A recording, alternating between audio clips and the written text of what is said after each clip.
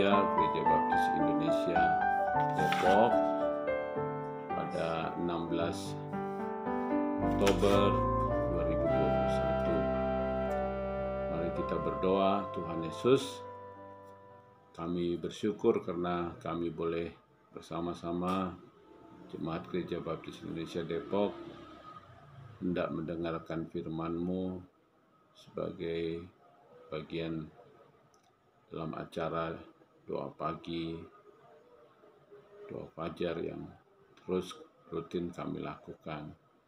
Berkaryalah Tuhan dalam hati kami, sehingga firman yang kami dengar, kami sampaikan, boleh mengubah hidup kami, mengubah hati kami, untuk kami menjadi pelaku-pelaku firman. Dalam nama Tuhan Yesus kami berdoa. Amin.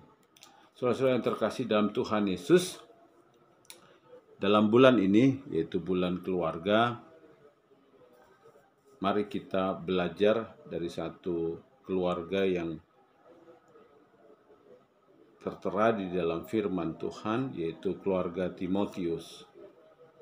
Kenapa kita memilih keluarga Timotius menjadi menarik? Karena keluarga ini adalah keluarga yang sebenarnya secara ideal mungkin tidak terpenuhi.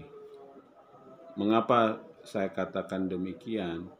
Karena antara suami dan istri berbeda iman. Sehingga banyak sekali di dalam analisis ataupun di dalam kejadian-kejadian rumah tangga, perbedaan iman dapat menjadi konflik tersendiri di dalam keluarga. Keluarga bisa menjadi tidak ideal akibat adanya perbedaan iman, misalnya antara suami dan istri.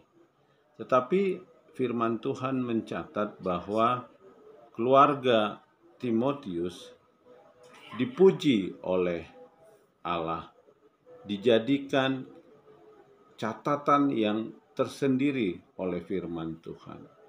Mengapa? Ini menjadi pertanyaan kita. Dan itulah yang menjadi dasar renungan kita pada pagi hari ini, yaitu keluarga yang patuh pada Allah seperti keluarga Timotius. Saya melihat bahwa kepatuhan pada Allah menjadi tonggak atau menjadi dasar yang penting dalam keluarga Kristen untuk bisa menjadi keluarga yang ideal. Segala ada yang menjadi kelemahan keluarga dapat diatasi jikalau kita patuh pada Allah. Mari kita membuka firman Tuhan, yaitu dari Kisah Para Rasul 16 ayat 1 sampai 3. Kisah Para Rasul 16 ayat 1 sampai 3, demikian firman Tuhan. Paulus datang juga ke Derbe dan ke Listra. Di situ ada seorang murid bernama Timotius. Ibunya adalah seorang Yahudi dan telah menjadi percaya, sedangkan ayahnya seorang Yunani. Timotius ini dikenal baik oleh saudara-saudara di Listra dan di Ikonium, dan Paulus mau supaya dia menyertainya dalam perjalanan. Paulus menyunatkan dia karena orang-orang Yahudi di daerah itu, sebab setiap orang tahu bahwa bapaknya adalah orang Yunani.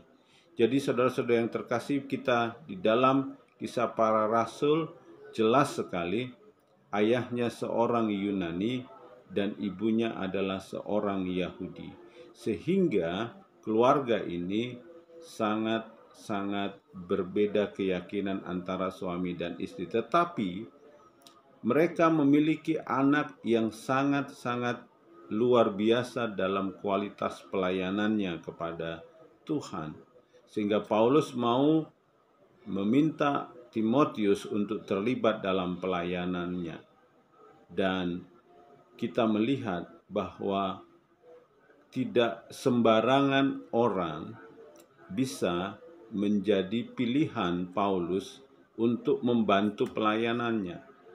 Sehingga kita bisa tahu bahwa Timotius adalah orang yang berkualitas, orang yang sangat patuh pada Allah, orang yang beriman, orang yang bisa diandalkan Paulus dalam mengabarkan Injil. Tetapi yang menarik, Timotius justru lahir dari ibu dan bapak yang berbeda keyakinan. Kenapa ini bisa timbul? Kenapa ini bisa terjadi? Nah, ini yang bisa kita mau pelajari. Mari kita lihat sejenak bagaimana sebenarnya Timotius itu, supaya kita bisa lebih dalam lagi mengetahui seberapa besar keluarga ini bisa mendidik, membesarkan Timotius. Dalam 1 Timotius 1 ayat 2 dikatakan, kepada Timotius, anakku yang sah dalam iman, kasih karunia, rahmat dan damai sejahtera dari Allah Bapa dan Kristus Yesus Tuhan kita menyertai engkau. Di sini kita bisa lihat bahwa Timotius dijadikan anak rohani oleh Paulus. Ini adalah suatu posisi yang sangat-sangat istimewa. Tidak semua yang membantu Paulus dijadikannya sebagai anak rohaninya, tetapi secara khusus, dan ini dicatat sebagai firman Tuhan, bahwa Timotius adalah anak yang sah di dalam iman oleh Paulus. Kita lihat kata kuncinya, anak yang sah di dalam iman. Jadi kalau kita mau lihat kata ini, berarti Timotius punya kualitas iman yang luar biasa, sehingga Paulus menjadikannya anak yang sah di dalam iman. Kedua, mari kita lihat 2 Timotius 1 ayat 3-5. Aku mengucap syukur kepada Allah yang kulayani dengan hati nurani yang murni, seperti yang dilakukan nenek moyangku. Dan selalu aku mengingat engkau yang dalam permohonanku baik siang dan malam. Dan apabila aku terkenang air matamu yang kau curahkan, aku ingin melihat engkau kembali supaya penuhlah kesukaanku. Sebab aku teringat akan imanmu yang tulus ikhlas, yaitu iman yang pertama-tama hidup di dalam nenekmu Lois dan di dalam ibumu Eunike, yang aku yakin hidup juga di dalam dirimu. Di sini kita melihat kunci jawaban terhadap pertanyaan-pertanyaan yang tadi kita dengar. Kenapa Timotius bisa menjadi hamba Tuhan yang luar biasa, penuh dengan iman, meskipun ayah dan ibunya berbeda keyakinan? Ibu bapak saudara yang terkasih dalam Tuhan Yesus, jawabannya ternyata seperti yang tadi kita baca, bahwa aku teringat akan imanmu yang tulus ikhlas, yaitu iman yang pertama-tama hidup di dalam nenekmu Lois dan di dalam ibumu Eunike. Jadi kunci supaya keluarga bahagia adalah mendidik anak di dalam ketulusan iman, atau di sini dikatakan dalam iman yang tulus. Iman yang tulus, pendidikan iman yang tulus menjadikan anak-anak kita menjadi keluarga yang patuh pada Allah, anak yang patuh pada Allah. Keluarga yang besar dengan iman yang tulus tidak menjadikan segala keterbatasan menjadi halangan untuk menjadikan anak-anaknya menjadi berkat. Hidupnya menjadi sukacita. Seringkali di dalam praktek hidup kita, kita melihat bahwa banyak keluarga selalu menyalahkan keterbatasan-keterbatasannya untuk tidak hidup bahagia.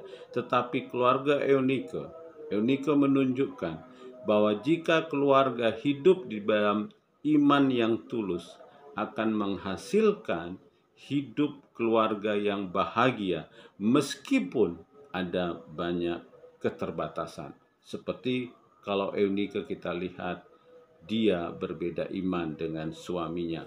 Yakobus ayat 3 ayat 17 menyatakan, tetapi hikmat yang hidup di atas adalah pertama-tama murni, selanjutnya pendamai, peramah, penurut, penuh belas kasihan, dan buah-buah yang baik, tidak memiliki hati dari yang tidak munafik.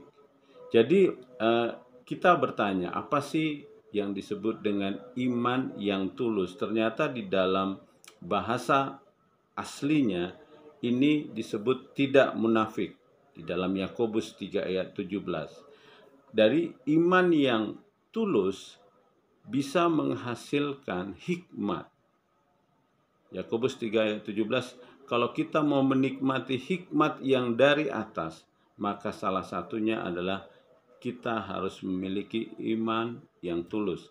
Dalam 1 Timotius 1 ayat 5 dikatakan, tujuan nasihat itu ialah kasih yang timbul dari hati yang suci, dari hati nurani, dan dari iman yang tulus ikhlas. Jadi nasihat yang sangat-sangat berdaya besar, memiliki efek besar, hanya bisa berdampak kepada orang yang kita nasihati jikalau nasihat kita disampaikan dengan iman yang tulus. Jadi ini salah satu kunci yang menarik. Jadi saat Timotius mungkin waktu kecil dia ada yang salah, tetapi ibunya menasihatinya dalam iman yang tulus, karena firman Tuhan mencatat dalam 1 Timotius 1 ayat 5, tujuan nasihat itu ialah kasih yang timbul dari hati yang suci. Jadi kalau kita mau mendidik anak dengan iman yang tulus, maka produknya adalah, dampaknya adalah semua nasihat kita itu terbingkai dalam satu makna kasih yang timbul dari hati yang suci. Nasihat yang timbul dari hati yang suci pastilah akan berdampak, didengar, dan pasti akan membuat yang kita nasihati berubah. Seringkali kita lupa bahwa salah satu kelemahan kita di dalam menjalankan keluarga adalah tidak menjadikan iman yang tulus itu sebagai dasar dari kita mendidik anak. Lalu apa sih iman yang tulus itu? Kalau kita lihat dalam beberapa kajian-kajian ataupun tafsir di dalam Alkitab, ini kata-kata iman yang tulus itu, kata tulus itu diambil dari beberapa makna. Maknanya bisa dikendalikan oleh otoritas, artinya orang yang beriman tulus adalah selalu dikendalikan oleh siapa yang memilikinya, siapa yang menjadi andalannya. Oleh karena itu di dalam implementasi kita terhadap firman Tuhan kali ini, keluarga yang memiliki iman tulus adalah keluarga yang selalu dikendalikan oleh firman Tuhan. Mudah dikelola, artinya apapun yang dijadikan, yang dia dengar dari firman Tuhan, dia laksanakan. Ya, selalu menanggapi secara spontan terhadap firman Tuhan. Kalau firman Tuhan mengatakan jangan berbohong, dia tidak berbohong. Langsung apapun konsekuensinya. Katakan carilah dahulu kerajaan Allah, dia akan mencari kerajaan Allah dahulu. Tanpa apapun yang harus dipikirkannya. Itulah iman yang tulus. Jadi ibu bapak saudara-saudara yang terkasih, sesuai dengan judul kita, keluarga yang patuh pada Allah, seperti keluarga Timotius hanya tercapai jikalau seluruh elemen keluarga, bapak, ibu, dan anak melakukan iman yang tulus. Keluarga Timotius menunjukkan kepada kita bahwa kalau kita melakukan iman yang tulus, tidak ada alasan untuk keluarga itu menjadi keluarga bahagia. Keluarga yang penuh sukacita, anak-anak menjadi berprestasi, anak-anak patuh pada Allah, suami patuh pada Allah, istri patuh pada Allah, dan akhirnya menjadi sukacita di dalam hidup keluarga tersebut. Mari kita berdoa. Tuhan Yesus, terima kasih dengan firman-Mu kami telah mendengar bagaimana keluarga Timotius bisa menjadikan contoh yang baik untuk kami membentuk keluarga yang patuh pada Allah. Dan akhirnya keluarga ini boleh menjadi keluarga yang berbahagia. Timotius boleh menjadi pemenang bagi banyak jiwa. Timotius boleh menjadi orang yang dipakai Allah. Kami ingin juga seperti keluarga Timotius. Kami mau patuh pada Allah. Kami mau beriman yang tulus kepada Allah. Oleh karena itu Tuhan, tolong kami, suami, istri, dan anak, untuk kami boleh menjadikan iman yang tulus, sehingga kami terus patuh pada Allah, dan itu menjadi sukacita bagi kami semua. Terima kasih Tuhan Yesus. Amin.